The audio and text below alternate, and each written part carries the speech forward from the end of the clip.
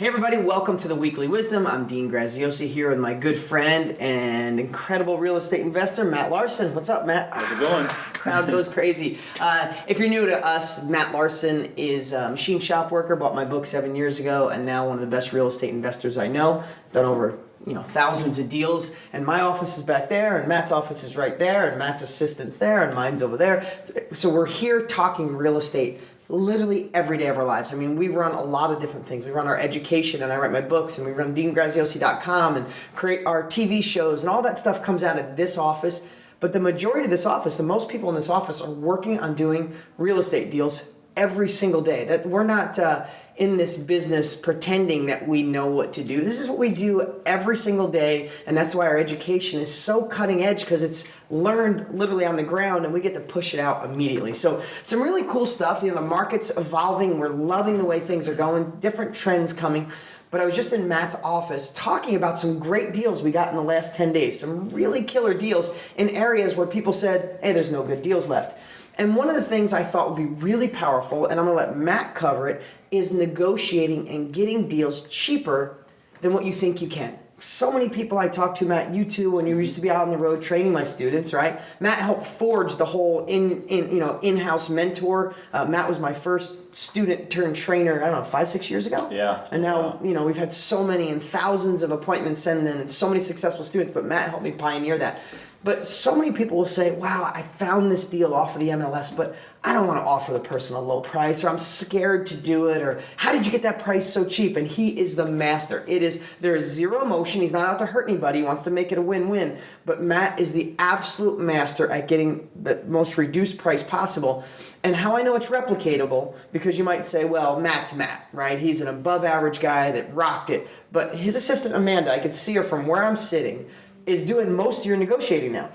I have her do 100%. I mean, I'll coach her sometimes when she comes as a question, but 95% of the offers come directly from her following the lead sheet that we provide, and then her making the offer. Yeah, isn't that amazing? So what we've realized is, and him and I just had this conversation, when you take the emotions out of it, Amanda is just doing what Matt asked her to do, right? You were saying before, she doesn't overthink it. She doesn't get her heart involved. She doesn't you just say, hey, this house, they're asking 100 grand, try to get it for 25 grand. I mean, literally this week you picked up some that were, it blew my mind. I was thinking we'd get them for 50 grand or whatever. The number was about 50. You got them for 25. And I said, good job. You're like, it really wasn't me. It was Amanda. So I just thought it'd be really important today to share that with you on how Matt teaches others and how he personally negotiates to get the best deal possible. Yeah, and one thing I want to mention too is when I, for example, Amanda's my assistant. I also have Christine in the other room. She's in a different, she negotiates for a different part of the country. But Amanda covers 2 areas. And one thing to remember,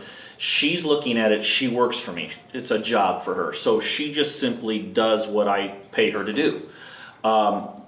Whereas, so when I tell her, hey, I know they're asking $50,000 on this house, but I want you to offer $25,000. To her, it's her job. That's what she does. She has to push the fear aside and just say, I'm going to make the offer. All the students out there need to do the same thing. Just pretend it's your job to make that offer. Stop thinking it, what if they yell at me? What if they're mad? What if they say no? Whatever it is. And just make the offer and kind of go from there. That's a great point. And there's a process. It's not just, they want 50 grand. I'm going to say, hey, take 25 or beat it, right? There's a process, and I think that'd be great for you to go over that. Yeah, I'm going to jump up on the whiteboard and let's just talk some of this through. Okay, and one thing I want to mention to everybody is as I go through this deal, now these deals are actually off-market deals. We used creative marketing techniques to find some deals that weren't on the MLS. And remember, that's a big advantage right now because if it's on the MLS, you're going to have a lot of people making offers on those properties. And you'll hear a lot of people talk right now about, I went to go make an offer on a property and there's 14 other offers or 30 other offers or whatever it was, and stuff selling for over asking price. And that can happen on the MLS.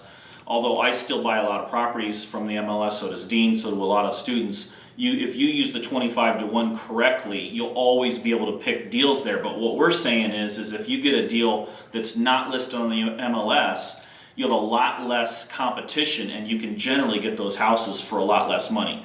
So that being said, I want to go through, we have a lead sheet that we use to track every single deal as we're trying to put the numbers together. But this lead sheet also talks about, or basically kind of walks you through the steps on how to negotiate. So I'm going to go through this briefly, and then we'll talk about a couple of deals that we actually got accepted this week. So the first deal I wanted to talk to you guys about, the asking price on it. Write down the asking price. The asking price was, he wanted $50,000. Okay. Now, what we do is once we have an asking price, if the price, like, I know the areas really well. Some of you guys are brand new in some of your areas and you have to do a little more legwork up front. But I saw the address, this is an area I buy, and I knew at that point that house was potentially good enough for me to keep going. So we actually ran comps on that house to prove my thoughts that it was a pretty good deal. So we had my realtor run comps, they ran comps, and it comped out, the ARV, the after repaired value, was $84,000. Okay? So you might say, man, that's already a good deal as it is, depending on repairs.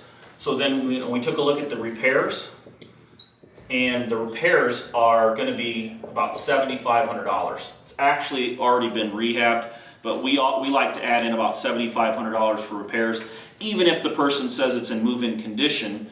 Although this one had a couple of issues, because the way we make our houses, we make them pretty nice.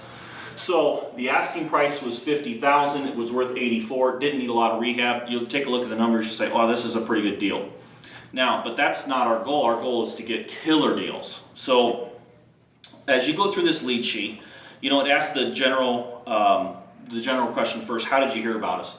And the reason that's important is, if you're putting ads on Craigslist that you buy houses, we buy houses any condition and a phone number, or if you're running bandit signs, or however you're doing your marketing, direct mail, and somebody calls you, you want to know, how did that person find you? Because there's an old saying in marketing, I know 50% of my marketing's working, but I just don't know which 50%. So you want to make sure you know, because if you find something that's really working, you really push hard on it. So how did you hear about us? You write down the seller's name, their email. You'll ask them what the property address is, and then is it a single family home, multifamily, whatever. We have a little place you can just circle. Then you want to know the number of bedrooms and bathrooms, whether or not there's a garage and or a basement. If there's a pool, in some areas pools are really important, other areas they actually hurt the value. This is in the Midwest, so we generally buy properties that don't have pools. Ask them the square footage. Now, the next question is where we kind of get where this sheet starts getting into the negotiation. So we ask, what kind of repairs are needed? So what this is doing two things. One is, it's getting the person that owns the house to verbally commit that there are problems with the house. So he might have thought, hey, this house is worth $80,000. I'm going to ask 50, but then you said what type of repairs are needed, and he says, well, the ceiling's fallen in underneath the bathroom because the sink overflowed and it caused the drywall to crumble a little bit, or this couple of windows are broken, or this room needs painted, or the kitchen needs countertops, whatever it is. You're personally asking what types of repairs are needed to put this thing in mint condition. So he's listing those, and subconsciously what he's doing is he wanted to ask this price, and all of a sudden he's like, okay, maybe I need to sell this thing for less. So let's say he names all those, or the seller names all those issues. Then the next question is, what would you put as a cost to put this house, to fix all those issues, a cost to put it in mint condition? So the reason that's important is because there's a lot of TV shows out there on real estate. And they all give, they'll say, hey, I'm going to come in and, rehab this house. You guys have probably all seen those types of TV shows where they'll say, new roof, $15,000, new kitchen, $40,000. And the thing is the mentally, most people think it costs much, much more to fix a house than it actually does. So this seller's might thinking, well, I need new countertops in this kitchen. And I just saw on a home repair show that it was $2,500 to put new countertops in, when in reality you might be able to get them done for $1,000 or less, or carpet or flooring or any other types of repairs. So the reason that's important is you want them to name the cost, not for what you can do, but there again it's psychological. If you know you can get those repairs done for $10,000 and the seller says, oh, it'll cost me $20,000, well then subconsciously they just cut down that price again. So then the next thing we ask is, why are you selling? So this is important. We want people that, we don't want somebody that wants to sell, we want people that have to sell. And if this person says, well, I'm just looking I want to find a little bit better neighborhood, that's want to sell. If the person says, well, I just got a new job and I'm moving across the country and, I got to sell this house in 2 weeks, that's have to sell. So one of the things that we did here was when I got the asking price, I asked, actually Amanda, my assistant, she filled out this entire sheet on this particular deal. I didn't have to help her. So she asked, why are you selling? And the guy said, he lives in Illinois, he's moving to Florida in 2 weeks. Okay, so I knew it was a situation where it has to sell. So he actually had 3 houses. This was one of them. So he wanted $50,000, probably trying to get it at a reduced price. We just asked him all these questions. He's thinking it's going to cost a lot more. We made an offer. The offer, $25,000, 50% below asking price. Now, he called back, and I didn't make the offer, my assistant made the offer. And I also told her to say this, and this is also important. This is something you can still use, even though I know the market's going back up. There's still a lot of foreclosures. I just said, make an offer for $25,000. The whole goal here is to not offend the seller. And I just said, hey, just tell the seller, just say this. Say, hey, the best we can do is $25,000. The challenge is there's so many other foreclosures in the area that we could just go down the street and buy one for cheaper. So, what we can do is $25,000. So she made the offer, and he said, oh, I have to think about it. He called her back, and he said, you know what? I can do $30,000. So he came down $20,000 off of that first offer. Now that's a big percentage off. So Amanda came back to me and said, hey, we made the offer for $25,000. He countered us at $30,000. What do you want to do? I said, just stay. I knew, why are you selling? I'm moving to Florida in 2 weeks. I knew he had to sell. So he came back, and she came back, offered him $25,000 to say this is our best price. He came back and he accepted it. So we were able to get from $50,000 to $25,000 just by following this sheet. So here's the other thing I want to say. So now think about this. This house for $25,000, worth legitimate $84,000. This is what my realtor said that she could sell the house for. Needs very little repairs. There's several different things we could do. I could, say, what, I'm just going to wholesale this house, mark it up $20,000, because all the foreclosures in the area. You hear Dean and I always talking about the highs and the lows. All the foreclosures in this area, and this is a really important number. The REOs in this area sell for $45,000 minimum and higher. Okay, so think about that. The lowest foreclosures you can find in this neighborhood are $45,000. So what we could do with this house, now that we have it under contract, is we could just mark it up $20,000 and wholesale it, or we could fix it up and put it back on the market for $84,000, and then after expenses probably make $30,000, $35,000.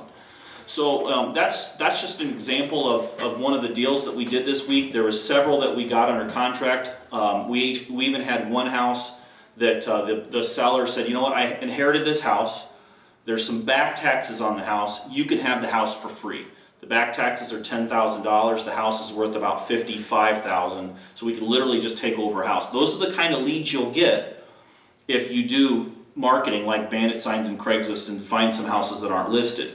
And imagine that. I mean, if somebody put a house on the MLS for, hey, pay off my taxes, the price is $0, that house would shoot up to, in this particular case, probably shoot up to $40,000 in a bidding war.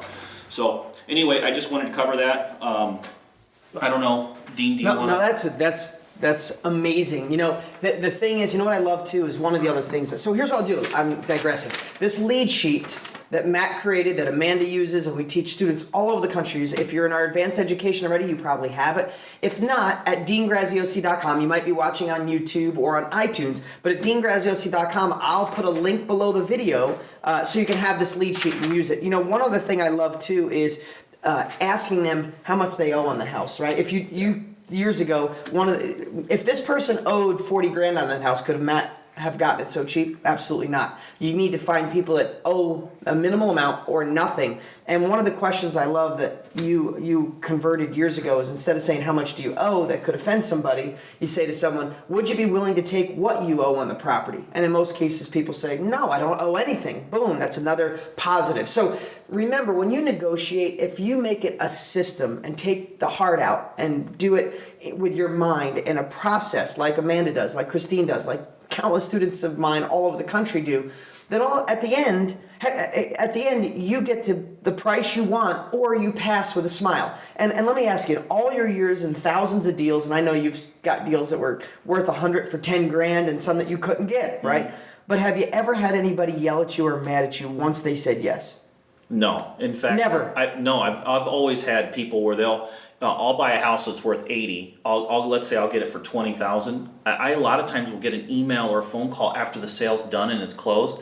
Thank you for buying. Right, because here's the thing: some people may want $2 in 2 years, or $2 in 9 months, where someone else is just as happy taking $1 today. Sometimes time is worth a lot to people. Like here, this guy was moving to Florida. If he wanted to put it on the MLS, maybe he would have got his 50, but he wanted to sell it today because he was leaving in 2 weeks and didn't want the past to come along with him. So guys, this is such an important lesson. It's so powerful. I know we made this video long today, but I think I know how strong it is. There's still great deals. We're buying these deals in areas where people are saying there's no good deals left. So get on your creative marketing, use this lead sheet. There'll be a link at deangraziosi.com. And lastly, if you're watching us from iTunes or on YouTube, make sure you go to deansfreebook.com. That's deansfreebook.com, and go get my latest book. It's not a special report. I'm a multiple New York Times bestseller. I've sold over 1 million books, changed lives. This is my latest book. It's super powerful. You get it for free, deansfreebook.com. And lastly, if you're at deangraziosi.com, if not, go visit it. Not only do we get the lead sheet, we still have, I do a once a year event down here in Phoenix, Arizona. It's called The Edge. Matt presents there every year, and not only Matt, but about 10 of our top students come and share these types of strategies that they're using out on the road, changing their lives right now. They're once like you, thinking about it. Now they're doing it, from all different occupations, from stay-at-home moms to Disney execs that quit. It sells out every year because we put it in the same size room, only 275 people. We're literally full. We always have a couple people who cancel last minute. So if you'd like to get that event at deangraziosi.com, I'll put a link below where you can secure a ticket before they're gone. This is probably the last time you'll ever hear me talk about The Edge, because literally there's only a couple tickets left, and we're guessing some people won't show up. I guess the airlines do the same thing too, right? When they're overbooked, hopefully we won't be overbooked. So if you have any desire to get to The Edge, click and reserve your tickets. If not, grab this lead sheet and get out there and make money in today's real estate market. Whew, that was a long one, but powerful. Can't wait to talk to you next week. Take care.